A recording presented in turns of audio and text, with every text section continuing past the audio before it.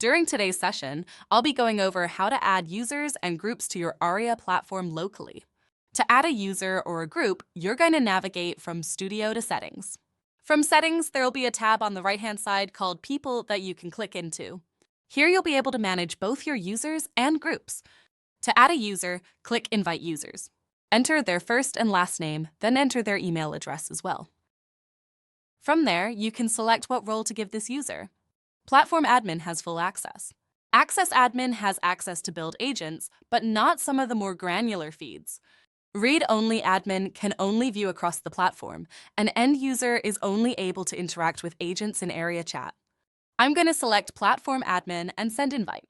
An Airia registration email address will be sent to that email for the user to then create their account and add a password. From here, you can also add certain users to groups. I'll create a group. Here I can name the group Demo. You get to choose what type of role this group has. The group members I'm going to add are all Platform Admin. So I'll choose Platform Admin and add my specific user from here. I'll also specify my user as the group leader. You can click Save. To view any users or groups you've created, you can see the user list in this tab, and if you click the groups, you can see that tab as well to view any specific groups. I hope this was useful, and thank you for watching.